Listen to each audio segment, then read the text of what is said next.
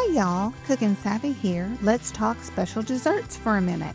Valentine's Day is upon us, and that means doing something special for that someone special in your life. These Cheesecake Cookie Cups are super easy and take no time at all to put together. Just press 3 pieces of cookie dough into each hole of a muffin tin.